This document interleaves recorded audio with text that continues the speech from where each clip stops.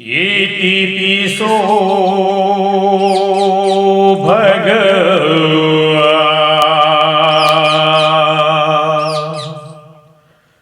अरहं सम्मा सम्बुद्धो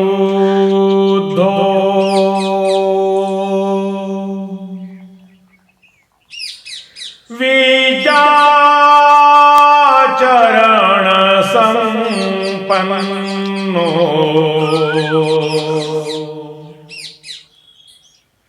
सुगतो लोकविदु अणुत्तरो पुरीसदम्म सारथी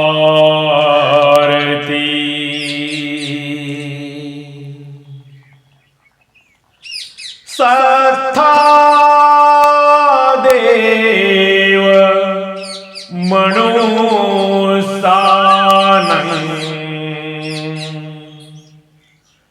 बुद्धो भगवाति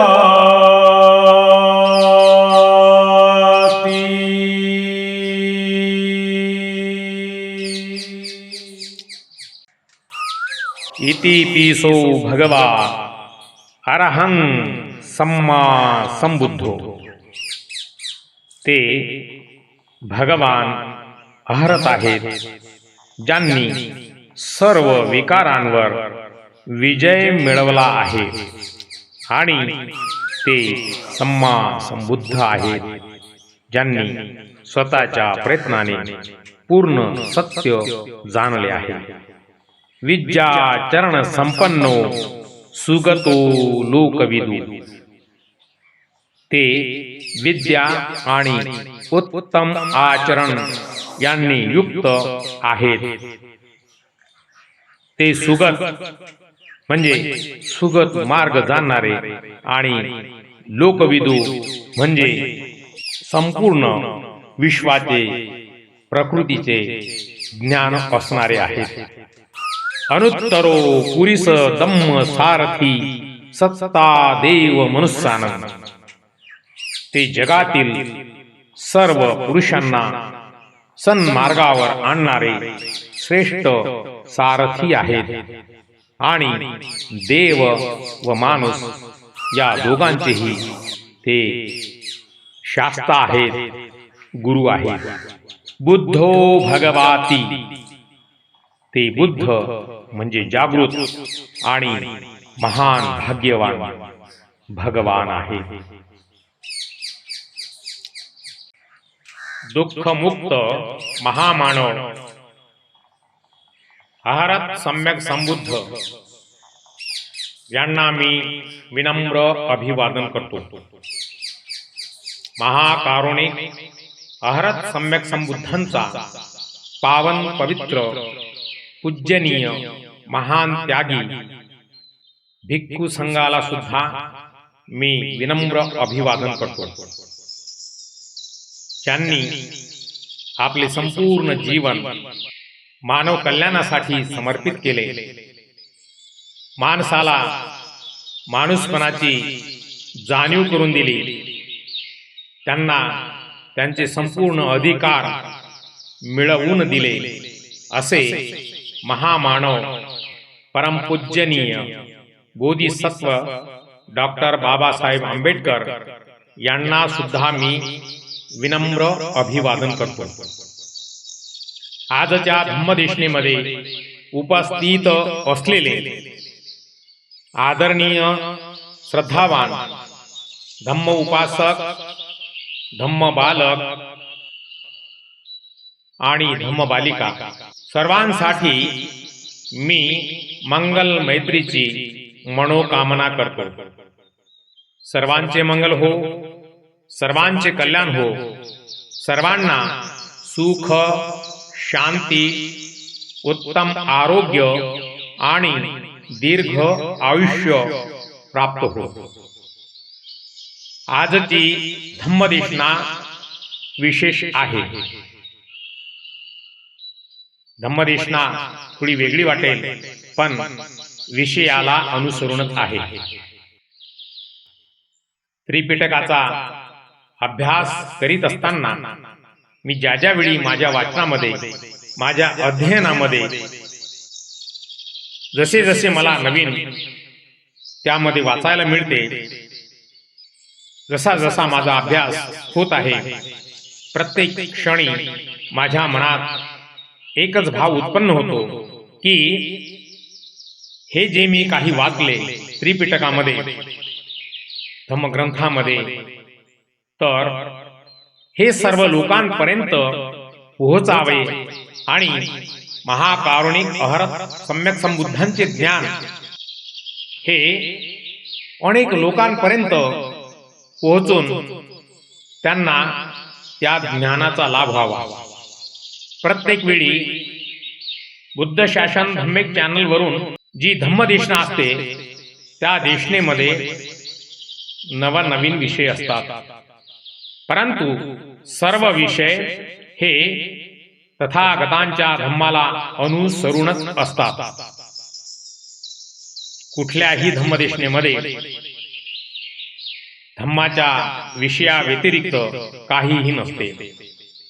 अनेक श्रद्धावान उपासक त्यांना ज्या ज्या वेळी वाटते त्या त्यावेळी प्रश्न विचारतात, आणि आजची जी धम्मदेशना आहे या धम्मदेशनेवर अनेक प्रश्नांचे प्रहार होणार आहेत. कारण ही धम्मदेशना जी आहे ही चमत्कारावर आधारित धम्मदेशना आहे. भगवान बुद्धांनी त्यांच्या जीवनामध्ये चमत्कार का दाखवले आणि ते चमत्कार दाखवून शेवटी चमत्कारावर त्यांनी बंदी सुद्धा आणली. आपल्या भिक्खू संघाला आवर्जून सांगितले की ही सर्व शक्ती तुम्हाला प्राप्त झालेली आहे. तुम्ही हवेत उडू शकता, अनेक रूपे घेऊ शकता, मनासारखं जे पाहिजे बदली करू शकता, आकाशात उडू शकता, आपण अनेक ठिकाणी आप अनंत रूपे दाखवू शकता. अनेक प्रकारच्या शक्ती ह्या तुम्हाला प्राप्त झालेल्या आहेत. पण तरीही तुम्ही कुणासमोर ही आपली शक्ती, आपली रिद्धी शक्तीची जी शक्ती आहे ती प्रदर्शित करू नका. मग भगवान बुद्धांनी स्वतः रिद्धी सिद्धीची शक्ती प्रदर्शित केली तर का केली, आणि आपल्या भिक्खू संघाला ती शक्ती प्रदर्शित करण्यासाठी, कुठलाही चमत्कार दाखवण्यासाठी मनाई का केली.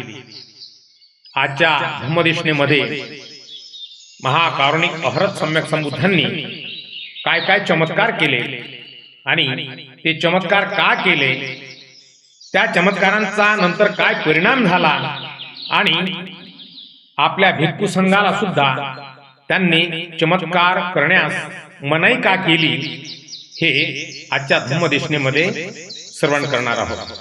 त्रिपिटकातील यमकपतिहार्य म्हणजे जोड चमत्कार, ट्विन मिराकल, या संदर्भातची आजची धम्मदेशना आहे. बुद्ध परंपरेनुसार हे महाकारुणिक अहरत सम्यक संबुद्धांच्या जीवनातील सर्वात विस्मयकारक आणि अलौकिक प्रसंगापैकी एक मानले जाते. यमक या शब्दाचा अर्थ आहे जोडी किंवा दोन, आणि पातिहार्य म्हणजे चमत्कार. आता हा चमत्कार श्रावस्ती नगरात झाला. तथागत बुद्धांच्या वाढत्या प्रभावामुळे इतर काही पंथाचे लोक,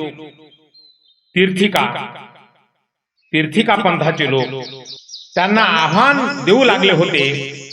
राजा प्रसेनजितच्या उपस्थितीत बुद्धांनी आपली रिद्धी सिद्धी सिद्ध करण्यासाठी चमत्कार दाखवावा, असा त्यांचा प्रस्ताव होता. चमत्काराचे स्वरूप होते विचित्र होते. महाकारुणिक अहरत सम्यक संबुद्धांनी अग्नी आणि पाणी जेव्हा सर्व तीर्थिक साधू तेथे चमत्कार रिद्धी-सिद्धी दाखवावी असा प्रस्ताव पास करण्यात आला. अग्नी आणि पाणी या संदर्भात चमत्कार दाखवण्यासाठी आग्रह करण्यात आला. महाकारुणिक अहरत सम्यक संबुद्धांनी ध्यानस्थ अवस्थेत शरीराच्या वरच्या भागातून अग्नीच्या ज्वाळा आणि खालच्या भागातून पाण्याच्या धारा एकाच वेळी प्रवाहित केल्या. पुन्हा विरुद्ध दिशेनेही खालून अग्नी आणि वरून पाणी तसेच केले. डावी उजवी बाजू शरीराच्या उजव्या बाजूने अग्नी आणि डाव्या बाजूने पाणी आणि पुन्हा विरुद्ध असे चमत्कार त्यांनी घडवले.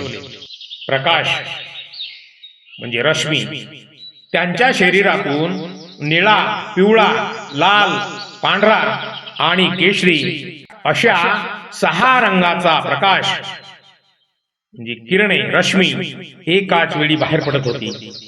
प्रतिमांची निर्मिती सुद्धा त्यांनी त्याच चमत्कारात दाखवली. महाकारुणिक अहरत सम्यक संबुद्धांनी आकाशात स्वतःच्या अनेक हुबेहूब प्रतिमा निर्माण केल्या. काही प्रतिमा बसलेल्या, काही उभ्या तर काही चालताना दिसत होत्या आणि त्या सर्व प्रतिमा एकाच वेळी धम्म उपदेश देत होत्या. तथागत बुद्धांनी हे प्रदर्शन स्वतःची स्तुती करण्यासाठी केले नव्हते, तर त्यांचे काही विशिष्ट उद्देश होते. सर्वात पहिला त्यांना अज्ञानाचा नाश करायचा होता.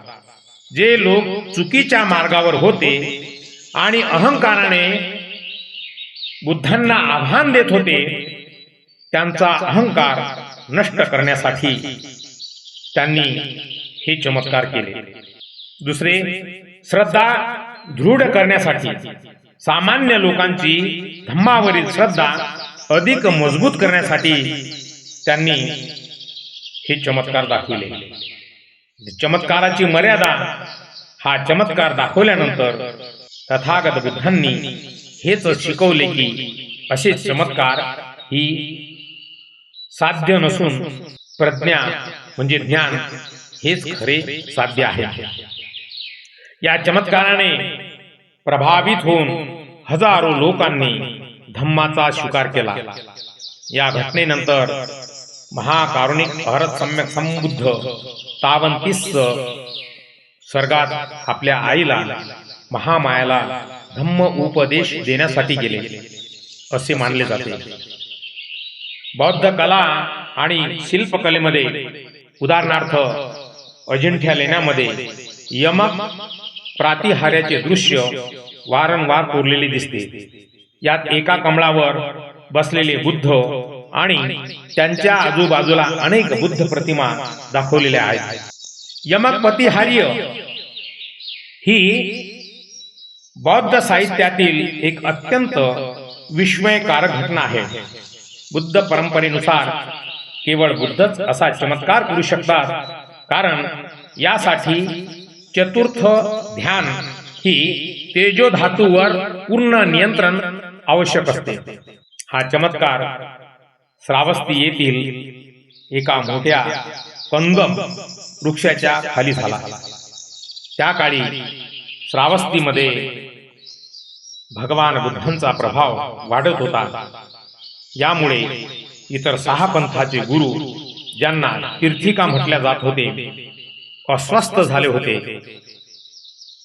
त्यांनी महाकारुणिक अहरत सम्यक संबुद्धांना रिद्धी सिद्धीचे चमत्काराचे आव्हान दिले.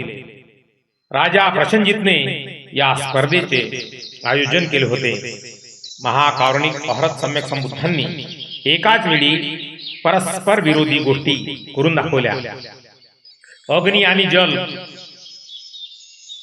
अहरत सम्यक संबुद्धांनी आपल्या शरीराच्या वरच्या भागातून उष्ण अग्नीच्या ज्वाळा आणि खालच्या भागातून शीतल पाण्याचे प्रवाह एकाच वेळी बाहेर काढले. त्यानंतर हेच उलट करून दाखवले. त्यांच्या शरीरातून 6 रंगाचे निळा, पिवळा, लाल, पांढरा, केशरी आणि प्रभास्वर रश्मी बाहेर पडले, ज्यांच्यामुळे संपूर्ण ब्रह्मांड उजळून निघाले. महाकारुणिक अहरत सम्यक संबुद्धांनी आकाशात स्वतःच्या अनेक प्रतिमा निर्माण केल्या. काही प्रतिमा चालत होत्या, काही बसलेल्या होत्या, तर काही ध्यानस्थ अवस्थेत होत्या. आश्चर्याची गोष्ट म्हणजे या सर्व प्रतिमा एकाच वेळी वेगवेगळ्या लोकांना धम्म उपदेश देत होत्या. तथागत बुद्ध साधारणपणे चमत्कारांच्या प्रदर्शनाविरुद्ध होते, पण त्यांनी हे असे का केले? कारण तीर्थिकांचा खोटा अहंकार मोडून काढण्यासाठी त्यांना हे करावे लागले. दुसरे, जे लोक संभ्रमात होते त्यांना धम्माचे सामर्थ्य दाखवण्यासाठी, त्यांची श्रद्धा वृद्धिंगत करण्यासाठी तथागत बुद्धांनी चमत्कार दाखवले. आणि तिसरे, या चमत्काराने प्रभावित होऊन हजारो लोकांनी धम्माचा स्वीकार केला. या घटनेनंतर 33 स्वर्ग प्रवास झाला. हा चमत्कार पूर्ण झाल्यानंतर तथागत बुद्ध तिथेच थांबले नाहीत.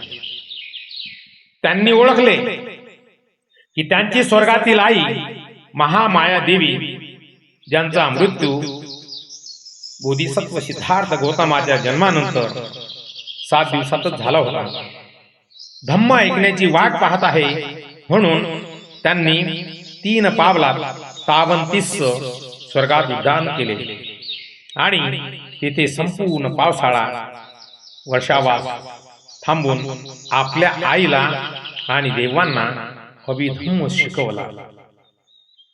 सांचीच्या स्तूपात, भारहूत आणि अजिंठा लेण्यांमध्ये या चमत्काराची शिल्पे आणि चित्रे आजही पाहायला मिळतात. यात सहसा एका कमळावर बसलेले बुद्ध आणि त्यांच्या आजूबाजूला अनेक बुद्ध प्रतिमा. या घटनेत अहरत सम्यक संबुद्धांनी एक आंबा खाऊन त्याची कोय जमिनीत लावली होती आणि ती काही क्षणातच एका विशाल आम्रवृक्षात गोडंब रुक्ष रूपांतरित झाली होती. असेही उल्लेख त्रिपिटकात मिळतात. महाकारुणिक अहरत सम्यक संबुद्धांनी श्रावस्ती येथे यमक प्रतिहारीय म्हणजे जोड चमत्कार दाखवल्यानंतरची ही घटना अत्यंत भव्य मानली जाते. याला देवोरोहण म्हणजे स्वर्गातून पृथ्वीवर अवतरणे, त्याला देवोरोहण असे म्हणतात. ही घटना तथागत भगवान बुद्धांच्या जीवनात खूप महत्वपूर्ण आलेली घटना आहे. यमक प्रतिहार्य दाखवल्यानंतर भगवान बुद्ध अदृश्य झाले आणि 3 पावलात 33 स्वर्गात पोहोचले. तिथे त्यांनी पारिजातक वृक्षाच्या खाली बसून आपल्या स्वर्गातील मातेला म्हणजे महामाया देवी आणि इतर देवांना 3 महिने सतत अभिधम्म म्हणजे बौद्ध तत्वज्ञानाचा सखोल भाग शिकवला. 3 महिने पूर्ण झाल्यानंतर पृथ्वीवरील अनुयायी आणि मुख्यत्वे महामोगलायन यांनी तथागत भगवान बुद्धांना परत येण्याची विनंती केली. तथागत बुद्धांनी सांगितले की मी पौर्णिमेच्या दिवशी म्हणजे अश्विन पौर्णिमा संकाश्य या नगरीत पृथ्वीवर उतरून येईल. यामध्येही 3 शिड्यांचा जो चमत्कार आहे तो विशेष आहे. ज्या दिवशी महाकारुणिक अहरत सम्यक संबुद्ध स्वर्गातून खाली उतरले त्या दिवशी एक अद्भुत दृश्य पाहायला मिळाले. असे मानले जाते की स्वर्गातून पृथ्वीपर्यंत 3 शिड्या तयार झाल्या होत्या. मध्यभागी सोन्याची शिडी, ज्यावरून स्वतः भगवान बुद्ध खाली उतरत होते.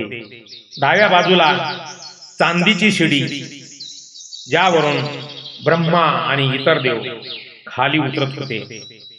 उजव्या बाजूला रत्नांची शिडी, ज्यावरून इंद्र म्हणजे चक्र बुद्धांचे छत्र धरून खाली उतरत होता.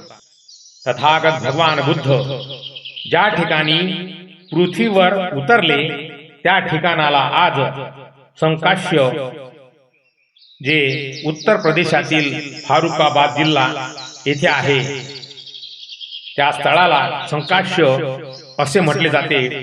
तिथे त्यांचे स्वागत करण्यासाठी राजा प्रसंजित, अनाथ पिंडक आणि हजारो भिक्खू भिक्खुनी उपस्थित होते.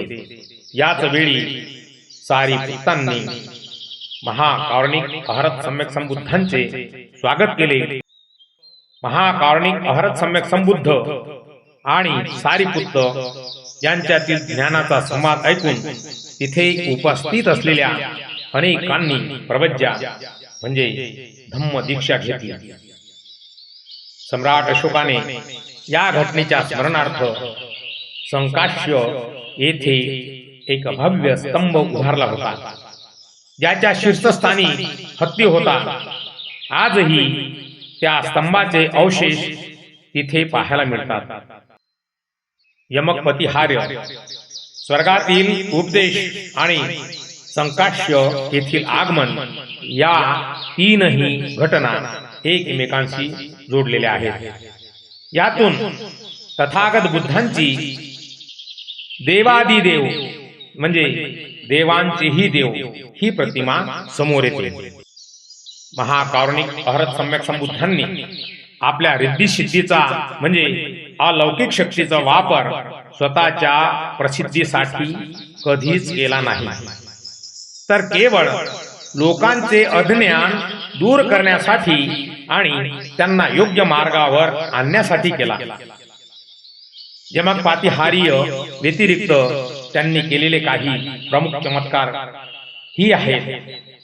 महाकारुणिक अहरत सम्यक संबुद्धांनी जेव्हा गयाजवळील उरुवेला येथे 3 काश्यप बंधूंना, जे जटाधारी अग्निपूजक होते, यांना धम्माकडे वळवायचे ठरवले, तेव्हा त्यांनी अनेक चमत्कार केले. एकदा तेथे मोठा पूर आला होता. सर्वत्र पाणीच पाणी झाले. पण अहरत सम्यक संबुद्ध ज्या ठिकाणी उभे होते तिथे कोरडी जमीन होती आणि पाणी त्यांच्या भोवती गोलाकार फिरत होते. हे पाहून मुख्य काश्यप चक्क झाला आणि त्याने बुद्धांचे शिष्यत्व पत्करले. हा दुसरा चमत्कार आहे. जेव्हा क्रूर अंगुलीमाल बुद्धांना मारण्यासाठी धावत होता, तेव्हा तथागत बुद्ध अगदी शांतपणे चालत होते. अंगुलीमाल पूर्ण ताकदीने धावूनही तथागत भगवान बुद्धांपर्यंत पोहोचू शकला नव्हता. त्याला असे वाटले की तो जागीच धावतोय आणि भगवान बुद्ध न धावताही त्याच्यापासून लांब जात आहे. हे केवळ अंगुलीमालाचा अहंकार तोडण्यासाठी तथागत बुद्धांनी केलेली एक मानसिक सिद्धी होती. तसेच नालागिरी हत्तीचे उदाहरण. महाकारुणिक अहरत सम्यक संबुद्धांचा चुलत भाऊ देवदत्त याने तथागत बुद्धांना मारण्यासाठी नालागिरी नावाच्या एका अतिशय पिसाळलेल्या हत्तीला दारू पाजून भगवान बुद्धांच्या दिशेने सोडले. हत्ती लोकांना तुडवत तथागत बुद्धांच्या जवळ आला.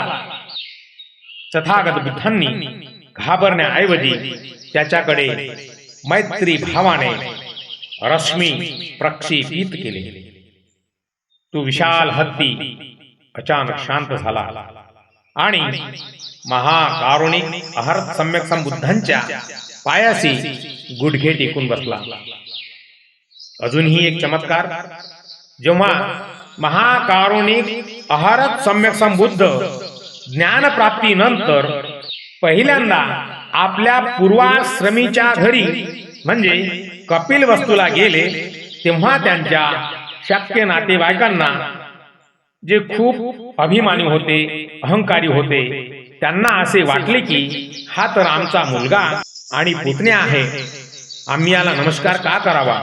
त्यांचा हा अहंकार मोडण्यासाठी महाकारुणिक अहरत सम्यक संबुद्धांनी हवेत चालण्याचा आणि आकाशात ध्यानस्थ बसण्याचा चमत्कार केला.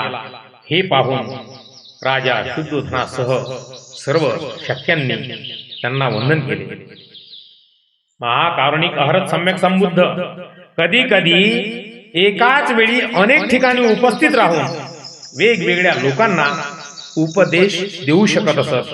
याला विकुंभन रिद्धी असे म्हणतात. महाकारुणिक अहरत सम्यक संबुद्धांनी केवट सुत्तात स्पष्ट केले आहे की चमत्काराचे 3 प्रकार असतात. पहिला प्रकार रुद्धिपतिहार्य म्हणजे हवेत उडणे, पाण्यावर चालणे. बुद्ध याला कमी लेखत असत कारण ते जादूगाही करू शकत. दुसरे आदेशनापातिहार्य म्हणजे दुसऱ्याच्या मनातले ओळखणे.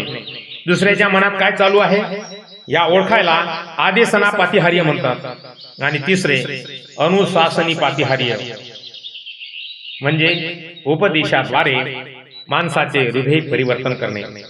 महाकारुणिक अहरत सम्यक संबुद्धांच्या मते अनुशासनी पातिहार्य म्हणजे उपदेशाचा चमत्कार हाच सर्वश्रेष्ठ चमत्कार आहे. कारण तो माणसाला कायमचे दुःखातून मुक्त करतो. निकुंभन इद्दी ही एक अत्यंत प्रगत अलौकिक शक्ती रिद्धी आहे. याचा उल्लेख बौद्ध धम्मा ग्रंथामध्ये आढळतो. बौद्ध साहित्यामध्ये या निकुंभन इद्धी म्हणजे अत्यंत प्रगत अलौकिक शक्ती असा त्याचा अर्थ आहे. सोप्या भाषेत सांगायचे तर एकाच वेळी अनेक रूपे धारण करणे किंवा स्वतःचे रूप बदलणे म्हणजे विकुंभन. या शक्तीबद्दलची माहिती ही बौद्ध साहित्यात आहे.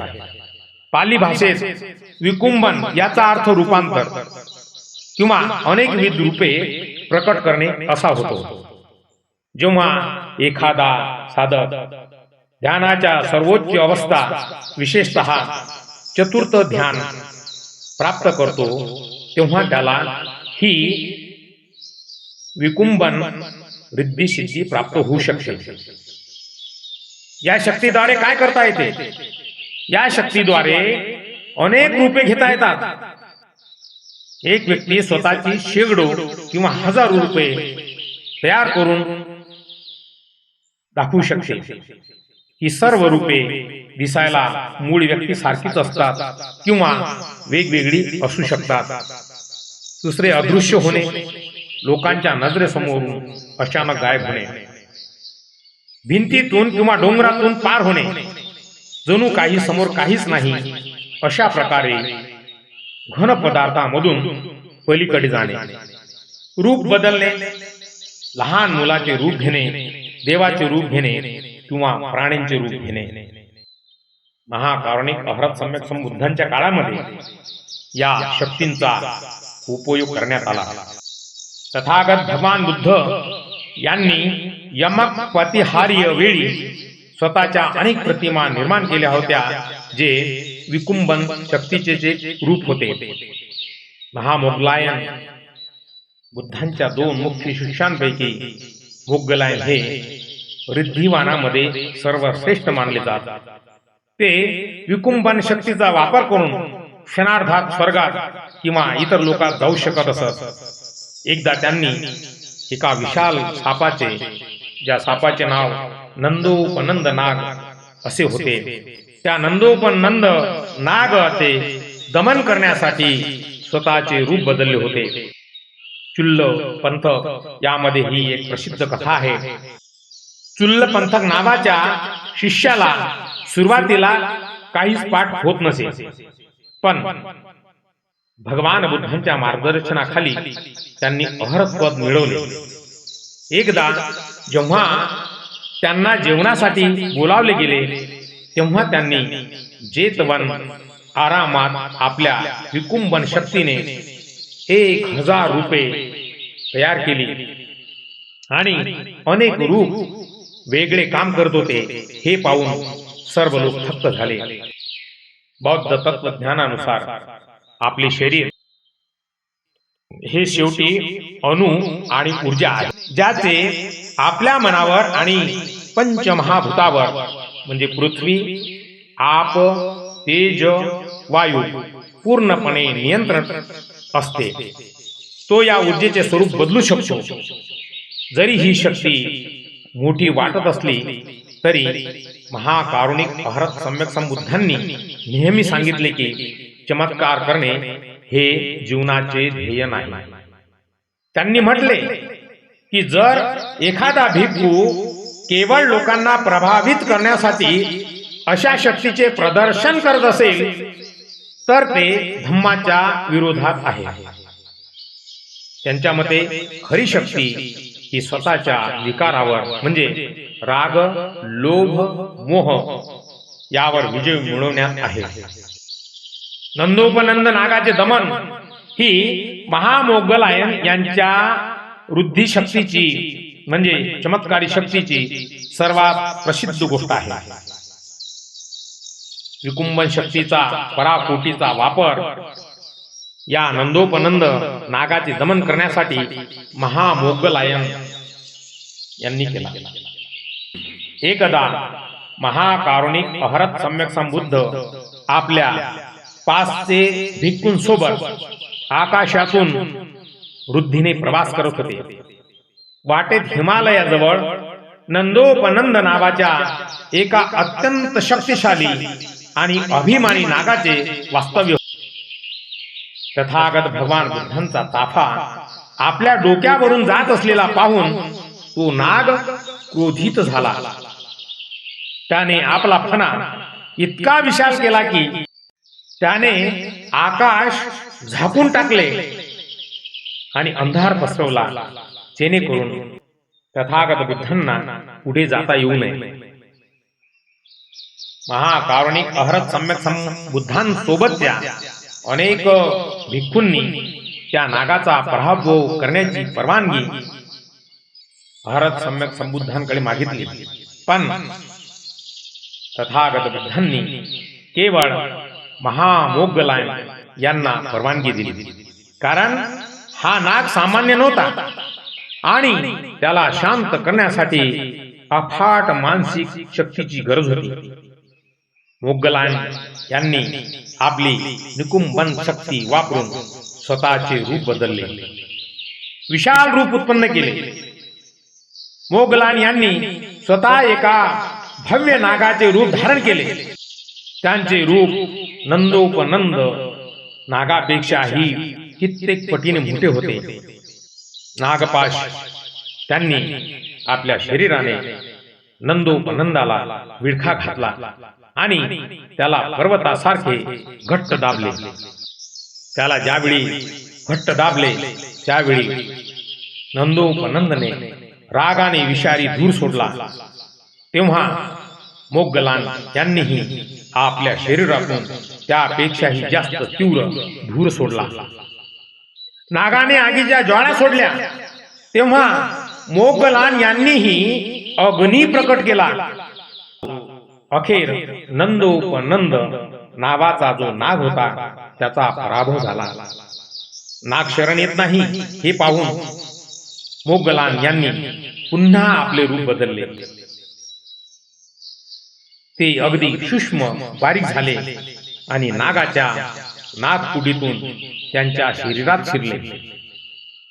त्यांनी त्याच्या शरीरातून फिरत त्याला अनित्यता आणि दुःखाचा उपदेश दिला.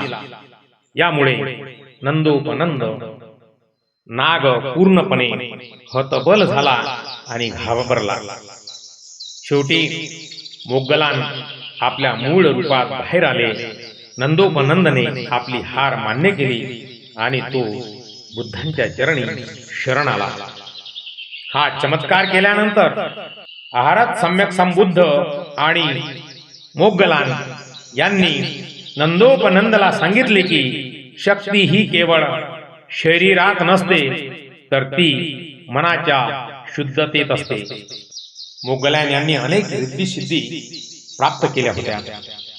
ते एका क्षणात जमिनीतून पाताळात किंवा स्वर्गात जाऊ शकत. ते लोकांच्या मनातले विचार ओळखू शकत. त्यांना मृत्यूनंतर लोक कुठे जन्म घेतात, स्वर्ग की नरक, हे पाहण्याची दिव्य दृष्टी प्राप्त झाली होती.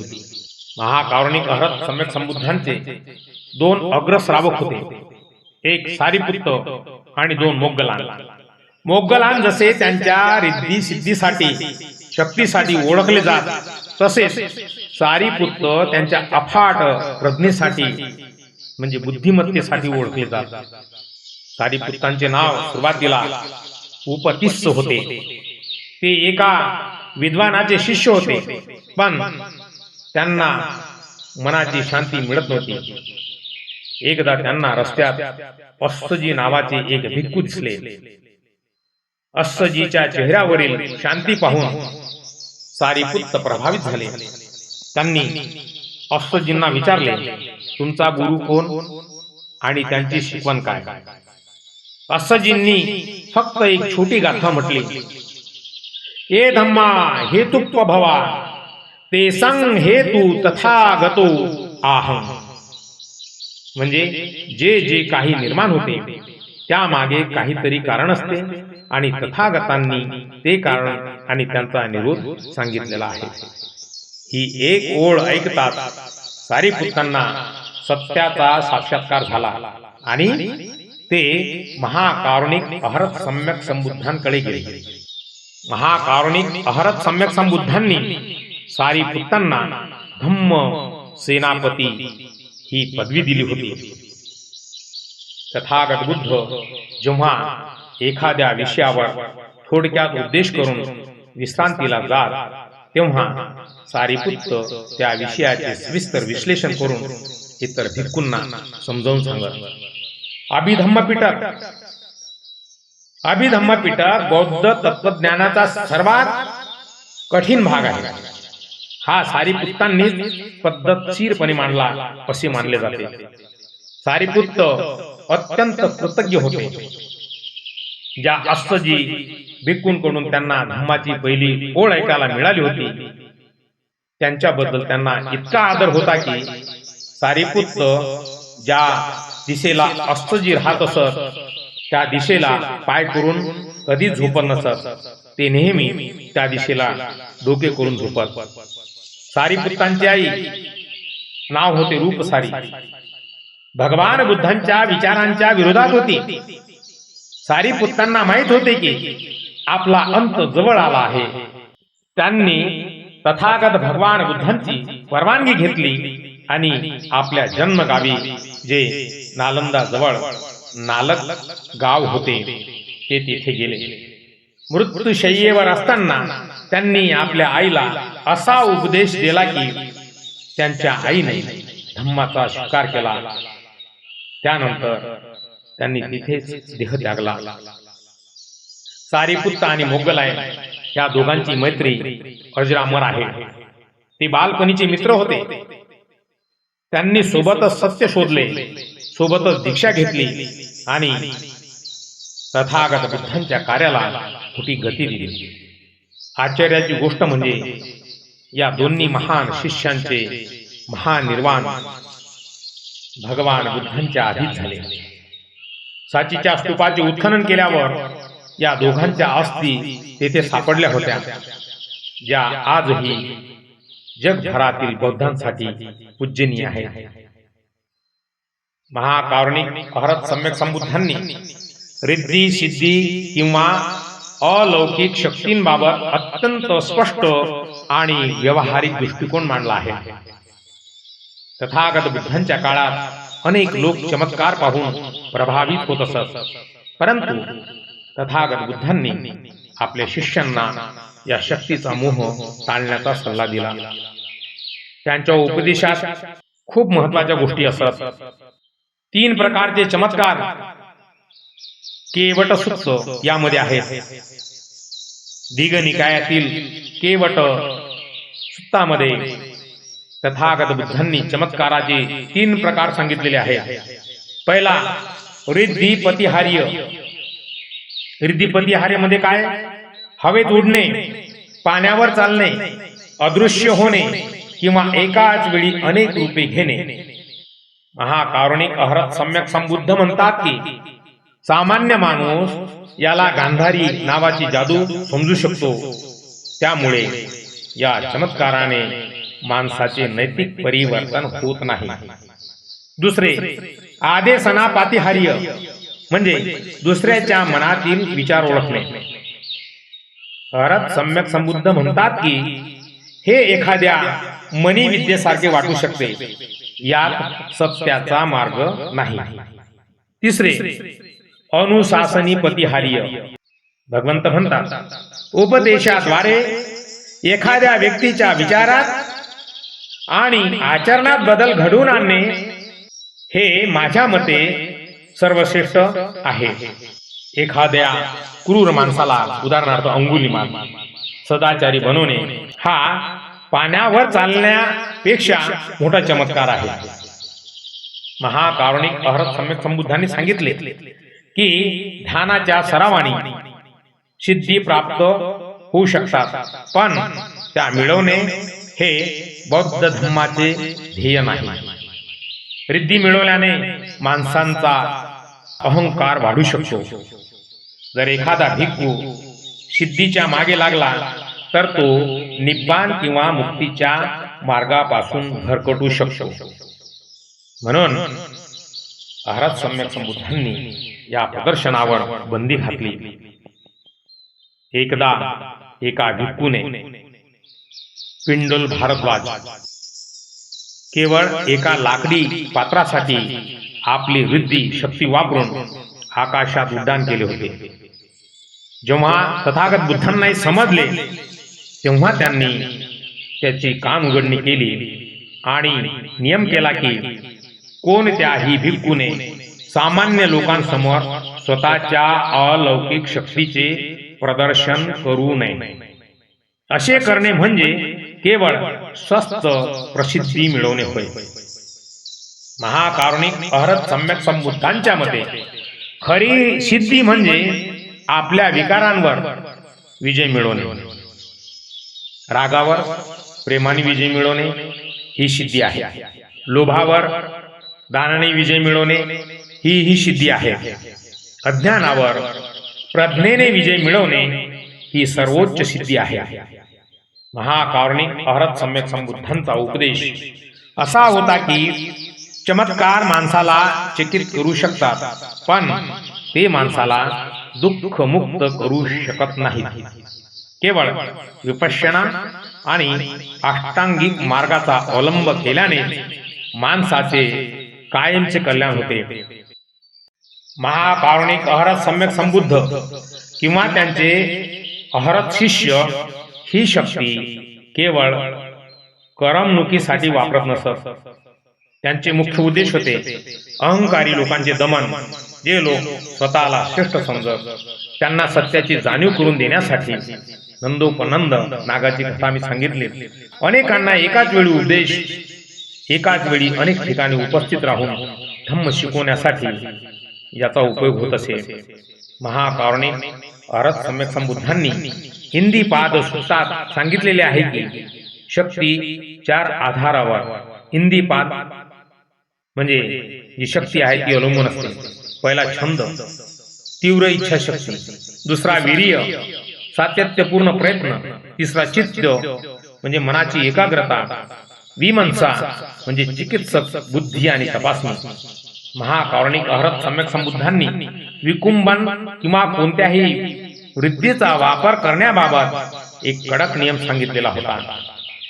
त्यांनी म्हटले की जर एखादा भिक्खू केवळ लोकांना चकित करण्यासाठी किंवा प्रसिद्धी मिळवण्यासाठी ही शक्ती वापरत असेल तर ते त्याच्या आध्यात्मिक पतनाचे कारण ठरू शकते. खरी सिद्धी ही मनाची शुद्धी करण्यातच आहे. विकुंभन म्हणजे मनाच्या सामर्थ्याचे भौतिक सृष्टीवर नियंत्रण मिळवणे. पण अरहत सम्यक संबुद्ध नेहमी म्हणत की हवेत उडण्यापेक्षा जमिनीवर शांतपणे आणि करुणेने चालणे हा सर्वात मोठा चमत्कार आहे. चुल्लपंथक यांची गोष्ट बौद्ध साहित्यातील सर्वात प्रेरणादायी कथांपैकी एक आहे. ही कथा सिद्ध करते की ज्याला लोक मतिमंद किंवा मठ्ठ समजतात तो सुद्धा धम्माच्या सहाय्याने अलौकिक शक्ती म्हणजे विकुंभन रिद्धी सिद्धी प्राप्त करू शकतो. चूलपंथक आणि महापंथक हे दोन भाऊ होते. मोठा भाऊ विद्वान होता, पण धाकटा चुल्लपंथक खूपच विसरभोळा होता. त्याला 4 ओळींची एक गाथा सुद्धा महिनाभर प्रयत्न करून पाठ होत नसे. निराश होऊन मोठ्या भावाने त्याला संघातून बाहेर जाण्यास सांगितले. चूलपंथक रडत असताना त्याची भेट महाकारुणिक अहरत सम्यक संबुद्धांशी झाली. महाकारुणिक अहरत सम्यक संबुद्धांनी त्याला कोणतीही कठीण गाथा न देता एक पांढरा स्वच्छ कापडाचा तुकडा दिला आणि सांगितले की हा तुकडा हातात घेऊन सूर्याच्या प्रकाशात घास आणि फक्त रजोहरण म्हणजे मळ दूर करणे असे म्हणत राहा. साधना करताना हाताच्या घासणामुळे तो पांढरा तुकडा काळा पडला.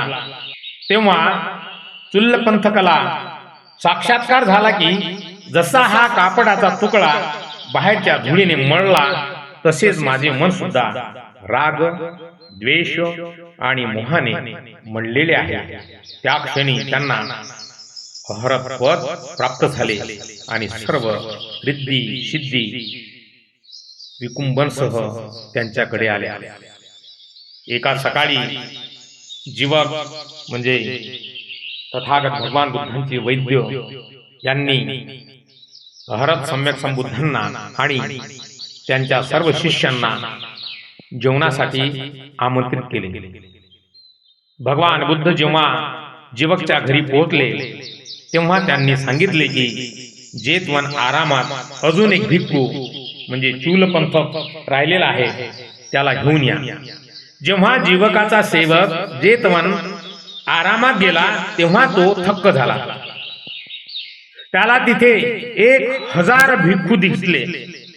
प्रत्येक भिक्खू वेगळे काम करत होता. कोणी झाडू मारत होता, कोणी ध्यान करत होता, तर कोणी कपडे धुत होता. हे सर्व चुल्लपंथकच होते ज्यांनी आपल्या निकुंभ शक्तीने 1000 रूपे धारण केली होती. सेवक धावत परत गेला आणि भगवान बुद्धांना सांगितले की तिथे तर हजारो भिक्खू आहेत. भगवान बुद्धांनी सांगितले परत जा आणि म्हणा ज्यांचे नाव चुल्लपंथक आहे त्यांना बुद्धांनी बोलावले आहे. सेवकाने तसे केल्यावर सर्व 1000 रूपांची एकाच त्या भिक्खूंच्या रूपांनी एकाच वेळी उत्तर दिले, मीच चुल्लपंथक आहे. शेवटी भगवान बुद्धांच्या सूचनेनुसार तो भिक्खू सर्वात आधी स्वतःला मी चुल्लपंथक आहे म्हणेल. त्याचा हात पकडून त्याला घेऊन घेण्यास सांगितले. त्या क्षणी इतर सर्व 999 रूपे गायब झाली आणि केवळ एक चुल्लपंथक तिथे उरले. क्षमतेवर विश्वास. कोणतीही व्यक्ती जन्माने मठ्ठ नसते. योग्य मार्गदर्शनाखाली कोणीही सर्वोच्च स्थान गाठू शकते. विकुंभन ही शक्ती बुद्धीने नाही तर मनाच्या एकाग्रतेने चित्ताच्या ध्यान साधनेने प्राप्त होते. एवढी मोठी शक्ती मिळूनही चुल्लपंथक तितकेच नम्र आणि आज्ञाधारक राहिले. महाकारुणिक अहरत सम्यक संबुद्धांनी जे रिद्धी सिद्धीच्या बाबतीत मार्गदर्शन केले, तथागतांनी जे चमत्कार दाखवले ते केवळ लोकांचा अहंकार नष्ट करण्यासाठी. स्वतः भगवान बुद्धांनी शेवटी आपल्या भिक्खू संघाला उपदेश केला की नाही, चमत्कार कोणीही दाखवू नका, नाहीतर लोक तुमच्या चमत्काराला भाळून ते वेगळ्याच मार्गाने जातील, अंधश्रद्धा निर्माण होईल. तेव्हा भगवान बुद्धांनी सर्व भिक्खूंसाठी नियम दिला जो 227 शिलामध्ये आहे की कुठल्याही भिक्षूने कितीही प्रकारची रिद्धी सिद्धी प्राप्त झाली तर कोणताही चमत्कार दाखवू नये.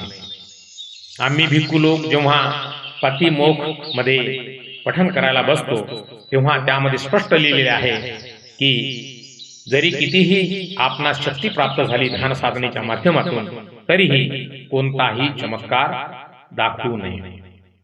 मला हे प्राप्ती झाली, मी असा आहे, मी सर्व जाणतो, मला सर्व कळते, उद्या काय होणार आहे, हे कुठल्याही भिक्षूंनी बोलायचे नसते.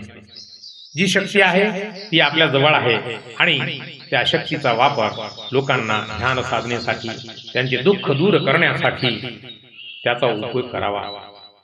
महाकारुणिक अहरत सम्यक संबुद्धांनी आपल्या सर्व शिष्यांना पित्याचे प्रेम देऊन मुलाप्रमाणे त्यांना हा धम्म शिकवला, त्यांना जागृत केले, त्यांचे चित्त जागृत केले आणि दुसऱ्यांचेही चित्त जागृत करण्यासाठी महाकारुणिक अहरत सम्यक संबुद्धांनी ध्यान साधना हा मार्ग दिलेला आहे. आपण सर्वांनी या धम्मदेशनेतून चमत्कार हा डोक्यात न ठेवता, चमत्कारावर जास्त प्रभावित न होता ध्यान साधना करावी आणि त्या ध्यान साधनेच्या माध्यमातून ह्या सर्व गोष्टी प्राप्त होतात. होत नाही असे नाही. एखादा साधक जरी तो उपासक असेल पण तो नित्य नियमाने दररोज ध्यान साधना करत असेल तर त्याला ती निकुंभन शक्ती, ज्याला रिद्धी सिद्धी म्हणतात, हे सुद्धा प्राप्त होते. ध्यान साधनेच्या माध्यमातून खूप काही प्राप्त होते. आज विज्ञानाची एवढी मोठी प्रगती झाली ती केवळ ध्यानानेच झालेली आहे. सर्वात प्रथम या प्रकृतीचे जे विज्ञान आहे, नॅचरल सायन्स पॉवर, हे केवळ तथागत भगवान बुद्धांना समजले.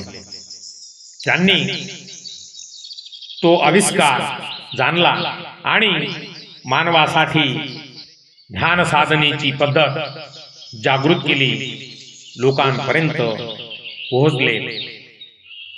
कोसो मैल दूर पायी चालत राहून लोकांना धम्म शिकवला, धम्मामध्ये जागृत केले, त्यांना ध्यानाची पद्धत शिकवली आणि एक विश्वाचा जो आज आविष्कार आहे, आकाशात उडून जाणारे यान, चंद्रयान आहे, अनेक प्रकारचे सॅटेलाइट आहेत, हे सर्व तथागत भगवान बुद्धांच्या त्या निकुंभन शक्तीचा प्रभाव आहे.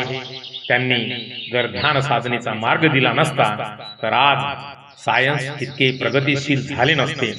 म्हणून सर्वांनी कुठल्याही चमत्काराला बळी न पडता आपल्या स्वतःमध्ये आपली चेतना शक्ती जी आहे ध्यान साधनेच्या माध्यमातून जागृत करून आपणच आपले भविष्य घडवा. सर्वांना या धम्मदेशनेच्या माध्यमातून मी पुन्हा मंगल मैत्रीची मनोकामना करतो. सर्वांचे मंगल हो, सर्वांचे कल्याण हो, सर्वांना सुख, शांती, उत्तम स्वास्थ्य आणि दीर्घ आयुष्य प्राप्त हो. जळातील, थळातील आणि गगनातील सर्व दृश्य अदृश्य प्राणी मात्रांवरती तथागतांच्या मंगल मैत्रीची अनुकंपा हो. सर्वांचे मंगल हो, सर्वांचे कल्याण हो, सर्वांना सुख, शांती, उत्तम आरोग्य आणि दीर्घ आयुष्य प्राप्त हो. भवतु सब मंगलम्.